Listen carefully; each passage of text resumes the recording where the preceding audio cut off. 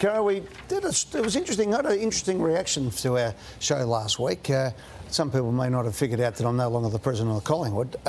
I put up an idea that was predicated on the fact that you reported, and my understanding was that the Tasmanian team coming into the competition was losing a lot of favour with those who actually vote on it. So people who make the decision, as opposed to might be barracking for a decision, were right off.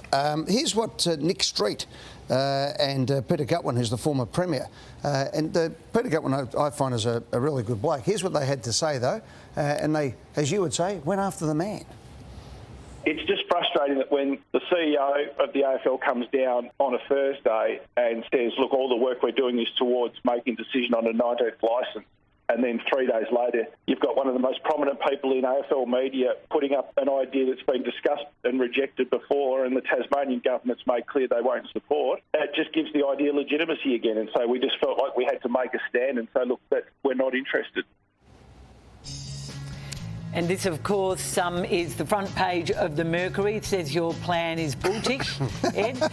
Not impressed. And, of course, the Tasmanian Premier, former Premier Peter Gutwin, who... I get on well with, and we discussed it last year, and you might remember that it was here on this show that we put up the idea that they had to have a stadium with a roof on it, and that they had to come to the party with basically what they've done. So there's no problem with that. But I'll tell you what else has happened during the week. That's what they said. It's wasn't what was being said to me by senior AFL officials and senior club officials, and even more to the point, Ross, from football department officials saying, geez, maybe there's a bit in this because we are all terrified about having another 50 players and Tassie not being ready to go with the juniors coming through. I would like to state it one more time. My first preference is for a standalone team for Tasmania.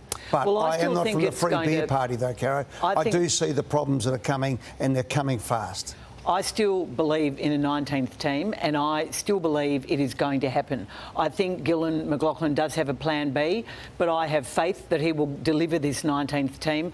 I think the number of supporters in the state, the TV money, and I don't agree with you about the talent pool. For heaven's sake, Massimo D'Ambrosio was ignored by 18 clubs in the draft last year, and look what he did last week. I just believe it will change. They said it was the worst standard of football we've ever seen for the first 6 weeks of the year. Anyway, can't catch it. Well, this is my view, and this is what's actually happening behind the scenes. So there's a group of AFL heavy hitters we know meeting on a very regular basis. In fact, we'll meet again later this week to talk about how a 19th team would look, so that if and when it happens, the team will be ready. This includes Jeff Walsh, who's working with this group, and obviously some very senior people at the AFL, overseen by guys like Travis Holden, Andrew Dillon and Brad Scott. Now, they will not make the same mistakes they made with GWS and the Gold Coast. Is it Clarko?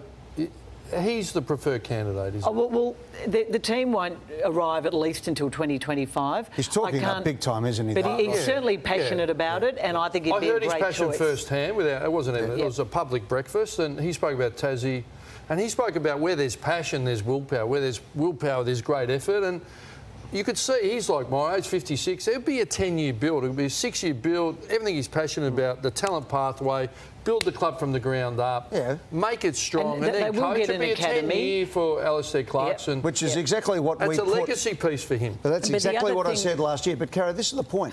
You say that don't you complain about cutting people off. Jeez, talk about... I'm just trying to deliver what I believe is going to happen. But this is the point. Everyone says the delivery. It's like buying a boat. Happiest day when you buy it, second happiest day when you sell it. Don't resort to silly cliches.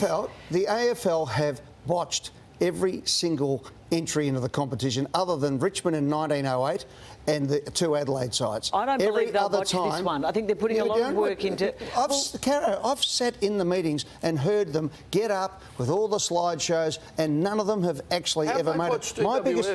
They've made a grand final, playing finals, great list. Monetary. But Ross, they were uncompetitive for their first 4 or 5 years, and that's because they were allowed to stockpile players. And the early picks they got and the 17-year-olds they got, they traded away. Now, that won't happen this time. I'm not sure of the exact rules. So they become too strong?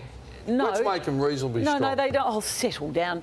What won't happen is that it'll be a buy, like GWS and the Gold Coast were for so many years. And so what will happen is they'll work out a way that it will be palatable for clubs to trade good players, experienced players for draft picks back. Like the Brisbane Bears when they came into the competition. That worked a I treat. thought we were saying hearing weeks ago that no one was being able to track Gillen down for this Tasmanian team, and you're saying now he's the one. I was worried he was losing the hunger, and I think that there was a real worry in Tasmania that he was losing the hunger. That's not the thought anymore.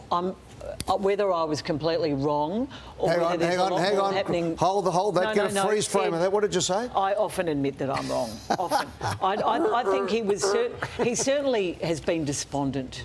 And because of the reaction of the presidents who've been, the ones who are anti it have been so loud, and the ones who are for it, and I believe in South Australia and Western Australia, for example, there are 4 pretty strong supporters of Tasmania. My thought is when you're standing down from anything, you've often got one foot out the door, and he's got TV rights to deliver for the AFL competition, and the moment you find your next CEO, why not appoint him as soon as possible for this next job? Because I just wonder whether Gillan McLaughlin's heart is going to be in. He's such a high calibre performer. I think he's so far down the road with the deal. Yeah. I think he with wants the Tasmanian deal. Yeah, that he wants to get it done. If in fact it's able to get done. When I say losing the hunger, I'm disappointed that he's allowed himself to feel let down by these presidents. Why suddenly are the presidents having the big say in all of this? Suddenly? They're all looking over their own backyard. That's the constitution of the AFL. Can we get back to the reality that the commission actually works for the clubs? The clubs are the shareholders. They run when it suits them. No, they are the shareholders. The commission when it hasn't been diluted by the commission. What's happened is the clubs have given too much power in these situations, and they have been lied to continually or misinformed along the way. The clubs were told we were going to get 2 new commissioners. That was 18 months ago. 10 years it took to wash through GWS and Gold Coast, and it's still not quite there.